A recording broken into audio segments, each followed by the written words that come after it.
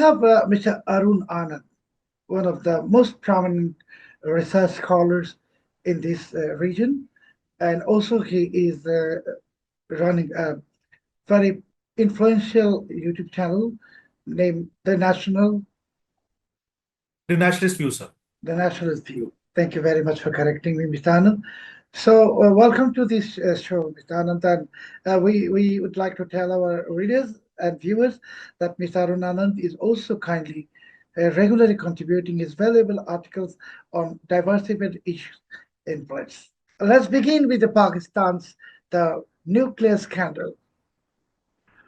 As you know, and there was a presence of B350 AMS variant N111 Sazzad aircraft. It was seen in the airspace of Pakistan immediately after India declared that the Operation Sindoor is put on hold. I mean, let's say kind of the ceasefire.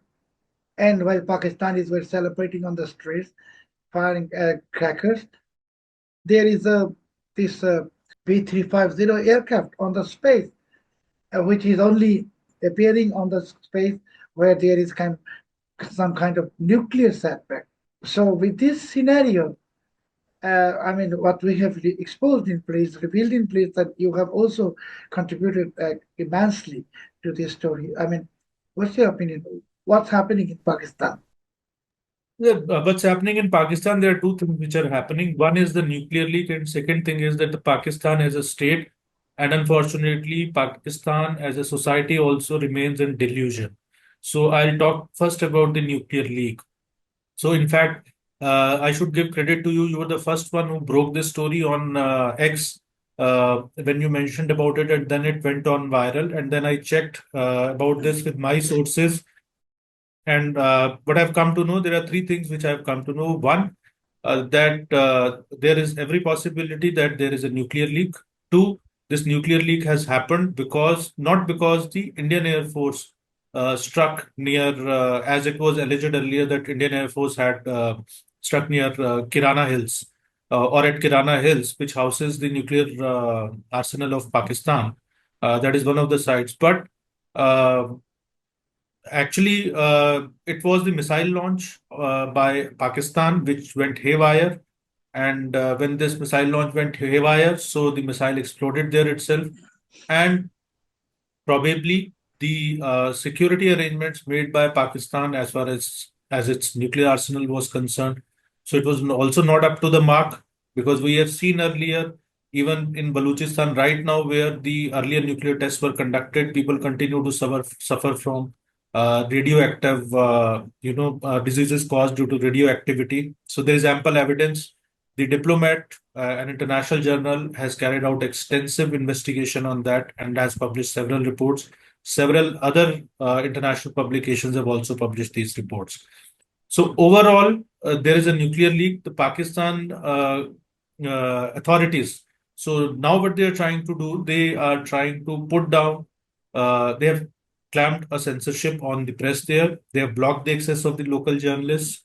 They have put up, there are a lot of people which are seen, the local sources are telling us there's a lot of people who are seen radio activity protective gear around there, which indicates that there is an effort to kind of ward off a potential catastrophic situation. But the worst part is that Pakistan is not transparent about it. Neither is United States transparent about it, even after sending one of its aircrafts there. And the online analysts have also said that this aircraft was there. The flight radar readings, which are internationally available, they are showing it. Then from Egypt also, another plane had flew down, which had some material which is considered to be an antidote of radioactivity. Neither Egypt has denied it, nor United States has denied it. International Atomic Energy Agency has also not denied it. And when BLiTZ published this report, this super exclusive report, so the Pakistani High Commission in Bangladesh is also maintaining a stunned silence. And the diplomatic corps in Islamabad, so our sources are telling us They are also not denying it. They are keeping a close watch on it.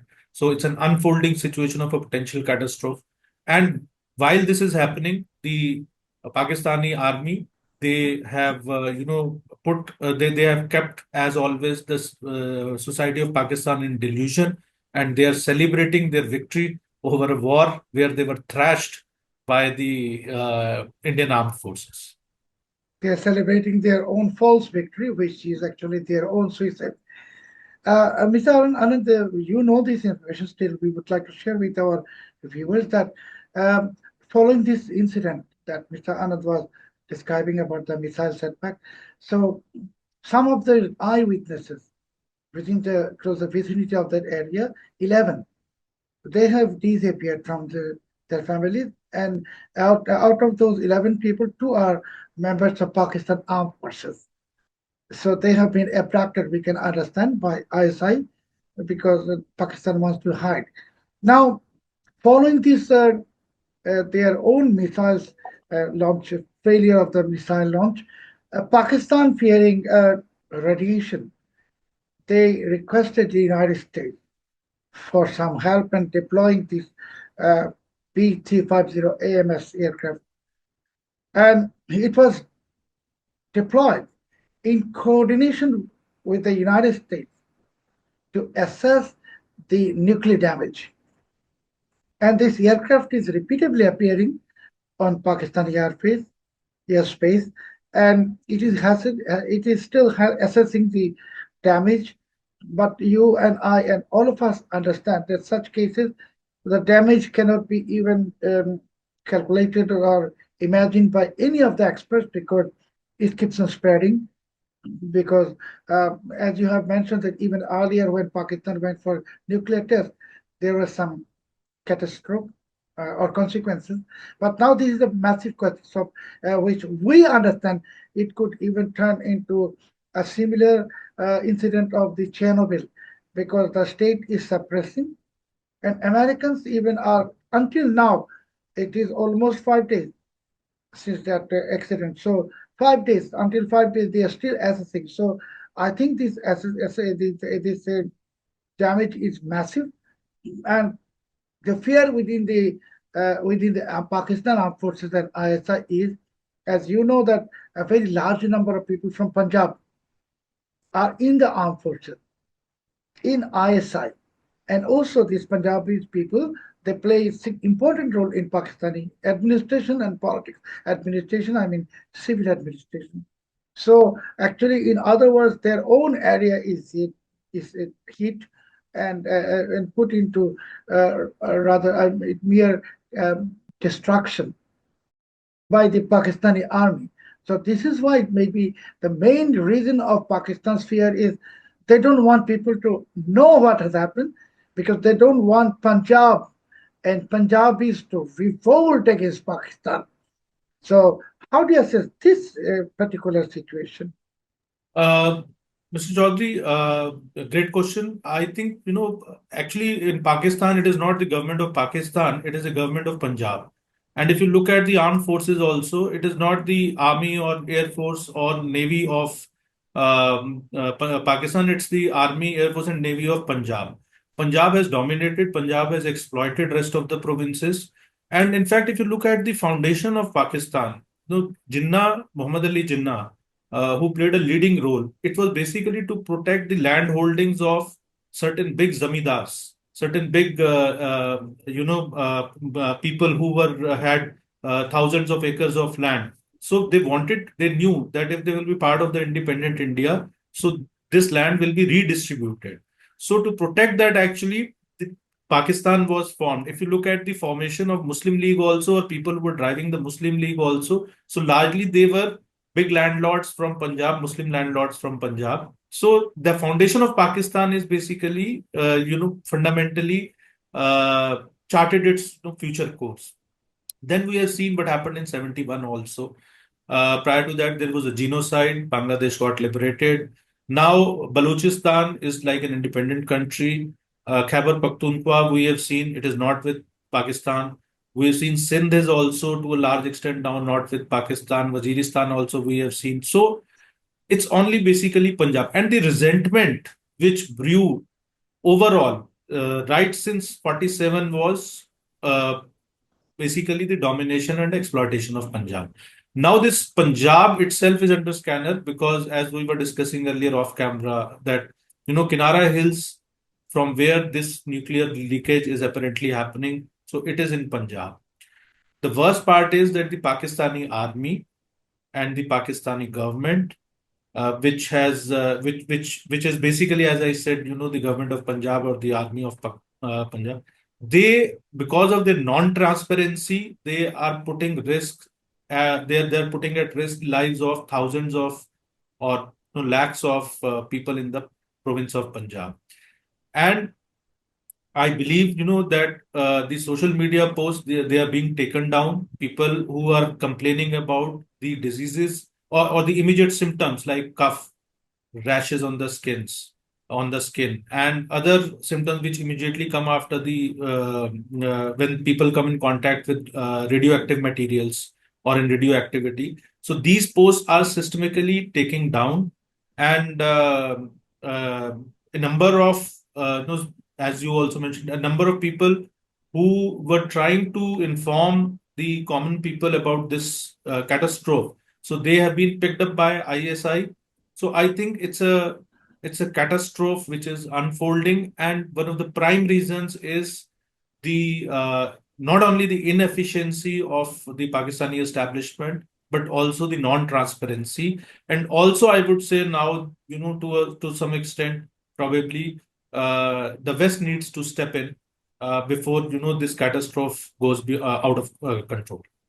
Of course, India is aware of the reason behind this Kirana Hills nuclear setback. And at the same time, as we know, that previously we have seen that Pakistan, because it follows the Hamas playbook, so whenever there was ceasefire in the past with Hamas, it again relaunches its terrorist activity. So with Pakistan, this Pahalgam massacre and then the Operation Sindhu, and Pakistan now actually looking for respite with the help of US and kind of the ceasefire because they are worried with this Kirana Hills setback. So what do you think? Do you think Pakistan will again try to do the same wrong thing in the future or even in the nearest future? I think it's a very complex question. So as far as India is concerned, India is watching the situation very closely, monitoring the situation very closely. But one thing is very clear: if we look at the history of such authoritarian regimes or the failed states, the only way they think they can save themselves is by launching wars, because that is the only thing which they feel that no society can come around them. And but we witnessed this even during this India-Pakistan conflict. That, as I mentioned earlier, that Pakistan is now basically geographically it might be as a state of Pakistan, but culturally, uh, and if you look at the feeling of nationalism, it's an absolutely fractured state. The Balochis, they are not bothered about it. They want, basically, they are already facing the brunt of Pakistan army. Similarly, Khyber Pakhtunkhwa also, because if you, interestingly, there were 72 attacks during these May 7 to May 10 on Pakistani army in Balochistan. And there were a number of more than 2 dozen attacks probably in Khyber Pakhtunkhwa also. So this tells us basically, that how fractured Pakistan as a state is. And I think they might make a last ditch effort, though the way India has thrashed them, I think they don't have the capability right now to put their planes in the air. The missiles have hit them, and India has shown wherever India wants to hit, it will hit them. And India gave a very strong message, and like a professional army, they, when they attacked at the air bases, they could have hit the planes, but they just hit the runways and the basic infrastructure, and telling them that if we want, we can basically annihilate you there and then. And there is, another. I just want to bring in very an issue which is being discussed in international media also, and to bust the Pakistani myth. See, the job of an air force, when you want to look at how an air force has performed, its success or failure is not judged by how many fighter jets you have brought down of your enemy. It is primarily judged by whether in your airspace you allowed did you allow to enter, your adversaries' air weapons or not. So what has happened in India? If we look at this thing, none of the missiles of Pakistan could enter. None of the drones which entered the Indian space, but they could not do anything. So no targets were hit. But if you look at Pakistan, Pakistan knew that India is going to attack the terror hubs. It was on high alert. Despite that, 24 missiles basically went, and none of that could be stopped. Similarly, when India attacked the air bases, none of the missiles or the drones or the loitering munitions could be stopped. So, I don't know how Pakistani Air Force or the Pakistani Armed Forces or the Pakistani society is celebrating it as a victory. It's a basic thing. I also want to bring in, another thing that Indian Prime Minister Narendra Modi's speech. So there are three very important things. One, the Indus Water Treaty is in abeyance. So that's basically the biggest, I would say, takeaway for me. It's anyway going to make Pakistan dry. And it's anyway, kind of going to destroy Pakistan over the next couple of years. And Pakistan is also suppressing this thing that because right now there is already sowing season there and the farmers are not getting water there and they are an agrarian economy. So it's another catastrophe which is unfolding. So one is that. Second is that Prime Minister Narendra Modi has set the new normal that if you will commit an act of terror, now India will not take a dossier and go to United Nations or to Pakistan authorities or to any other international community. We are going to hit back. And we have shown that we can hit back wherever we want. So I think that's basically, and there are reports that when it has happened for the first time that Indian armed forces, they hit the place where that cantonment where General Asim Munir, the Pakistani army chief, was staying, and then he rushed to bunker to protect himself. He hid himself. So I think this is if Pakistan as an I think the only way Pakistan can save itself is one by shedding the terror hubs, and second is that moving towards a real electoral democracy. But that seems to me to be a very far-fetched thought. So I think Pakistan might basically, go for another adventure. And if this time they go for this another adventure, so I think it could be kind of, you can say, the end of Pakistan. Arunji, my last question also, that when we are talking about this Pakistan issue, and as you just mentioned that Pakistan might go for another adventure, stupid adventure, I should say, as they did with the Pahalgam massacre. On the other hand, in this part of the region, Bangladesh, the Americans are advancing a dangerous game with the ambition of capturing Myanmar by ousting the China-backed government with the help of Pakistan. Uniquely, Pakistan is backed by China when Pakistan is fighting a war with India. Pakistan is enjoying Chinese support, but when now the same Pakistan, now it is collaborating with the US to destroy China, to throw China in the bay from Myanmar.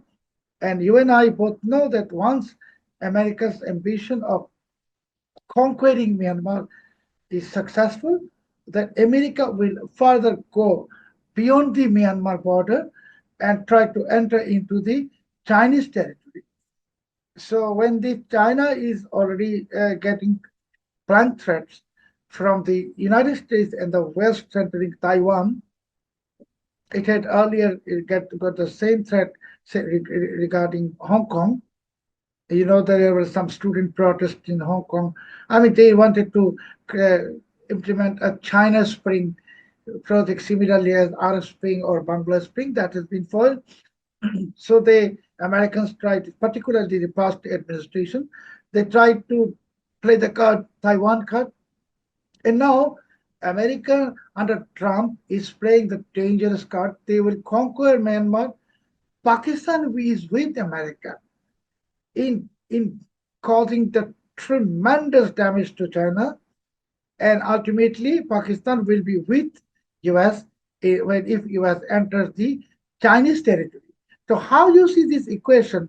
China supporting Pakistan in the Western Front, let's say, and the same Pakistan now joining hands with America, China's key enemy at this moment, in causing maximum damage to China. How do you see? One thing is that what I've come to know, China is already fuming because the way this ceasefire, so-called, these, I would say, cessation of hostilities happened. So China was left out in the lurch. So even if we believe that Trump kind of intervened and made this ceasefire happen, though the Indian government has kind of absolutely given an indication that there was no role of Trump in that. There was no role of US administration in that. Whatever happened, it happened basically. The Pakistan DGMO, Director General of Military Operations, after they were thrashed and they knew their air force was grounded and they're going to get thrashed further. So they uh, asked basically US that they should intervene. The US people, they spoke to Marco Rubio, the State Secretary of State, and he spoke to people here, and people here did not commit in Indian administration in Indian establishment. Nobody committed anything. They said, okay, we'll see what we need to do. Ask the P. So then the Pak DGMO basically called the Indian DGMO and requested that the hostilities should be stopped. See, one thing is very clear: if had Trump or US intervened in this, so why would the Pak DGMO call? The Indian DGMO could have called. But the very fact that it was Pakistan which blinked first and the DGMO called, so it's a very thing which has a very finer nuance, that who is calling whom first. So one is that. Uh, Second is that, so China, though most of the people think that China is a very smart player and China is gaining from all sides, but ultimately China will be left in the lurch. They have lost billions of dollars in CPAC, in this thing, with the Baluchistan almost becoming an independent nation, and moreover, the Pakistan RIT doesn't run any more in Baluchistan. So their dream to build, that China-Pakistan economic corridor, so that's gone for good, and it's egg on their face basically. So the Chinese are getting killed in Pakistan, and the Chinese defense equipment. So it was thrashed again by the Indian armed forces, and it has come a cropper. So and in fact, Pakistan has lost after this war happened. Pakistan has reportedly lost some of its orders with African nations when they saw the Pakistan air defense system not functioning properly, and they saw the Pakistani fighter blades not happening. But as far as the United States is concerned, I think Trump is committing the same mistake which many of his predecessors did. He is nurturing snakes in the backyard, and these snakes are ultimately going to come back and bite him. So Pakistan is like a gun for hire. I don't remember the name of this thing, but of the analyst, but he said it very well. Pakistan is basically like a military contractor. So it's, you can say, the Wagner of South Asia, and so that's when you have a state like that. So United States, they have dealt with Pakistan earlier. Osama bin Laden, he was found in Islamabad, in Abbottabad, just near their Rawalpindi headquarters. So it seems that US is not learning its lessons. And second, the South Asia is different from Middle East. What Trump is trying to do, he is trying to adopt the same policy which he has adopted in Middle East. Anyway, that has also basically misfired because the Israelis are upset with him after the stand which he has taken in terms of lifting sanctions from Syria. So I think the US foreign policy, even it's kind of in shambles. There is no foreign policy as such. So just trades and transactions, and you cannot be transactional like this. So especially in South Asia, it has a different temperament, and US has I would say, though it's too early to say, but I think US is making all the efforts to do two things. One is to lose friends, and second to make more enemies. So I think that's going to be a big cause of trouble for United States. Arunji, you gave me a very beautiful uh, connotation. I mean, the Pakistan is the Wagner Group of South Asia. Before we leave, I'd like to share something with you, very light matter now. That Indian president and the prime minister, they're riding on the aircraft purchased with their own money. Even a poor country like Bangladesh, we are not poor, but let's say in the eyes of the Americans, if they say we are poor, our president and prime minister, they don't travel with the aircraft donated by anyone. And the very interesting thing is American President Donald Trump, he is getting a aircraft worth $400 million. Hopefully, possibly, Qatar is donating that aircraft from their zakat fund, invariably from zakat fund. So how do you see that And American president? Qatar is known to be one of the, kind of those kind of players who is one of the hub of, I would say fountainhead of terrorism. They run a channel like Al Jazeera, which is the mouthpiece of the Islamic jihadist organization, terrorist organizations. And from the state of Qatar, basically, you are accepting this gift. So I don't know. I think my best wishes are with the American people. So we are with What I Donald want to Trump. mention that Qatar is using their zakat money for funding terror. They are also using their zakat money for buying media in every part of the world. And even Donald Trump, during the election campaign, he was criticizing Middle East for funding the universities, the so-called protests of the Palestinians. Now, while he is trying to deport the protesters, he is accepting a gift from the patron of those protesters. And he is, I can once again repeat, America is receiving an aircraft of $400 million, and this is Qatari Zakat Fund. So do you think now American president has become a person who is, and America itself, a country, looking for Zakat money from the Muslims? No, I can only say, God save America. Only God can save America. We have seen, there also the polity has got very fractured. Trump, when he came, he had a lot of goodwill because he was fighting against wokeism. He seemed to be more pragmatic. But, there is a very fine line between being pragmatic and being brash and selfish. So, in the international arena, you need to have some moral ground, basically, if you have to deal with the others. So, what Trump is doing, and this plane which is taking, and whatever his policies have been so far, the way he's again trying to back Pakistan, Syria, Hamas. Basically, he's talking with Hamas, he's trying to strike a deal with Hamas. So he had offered a deal to Iran also, and now he's rebuffing Iran because Iran didn't give a damn about it. So it has hurt his ego. So I think it's one of the worst time periods for US foreign policy. They need to put things in place. You are also in touch with a lot of people who were in think tanks who were earlier supporter of Trump.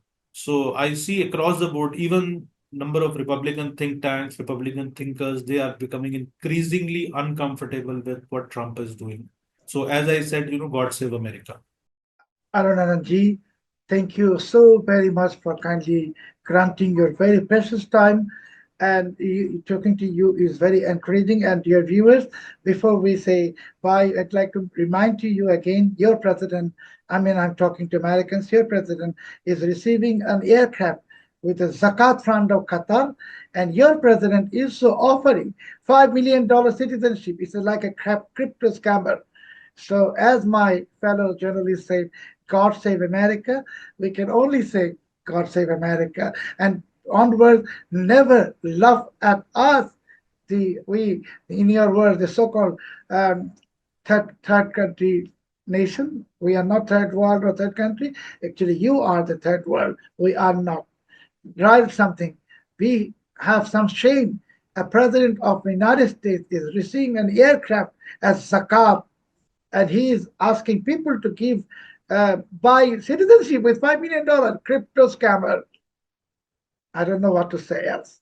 Thank you very much, Arunji. Thank you for inviting me, sir. It's always a privilege and honor to have this conversation with you.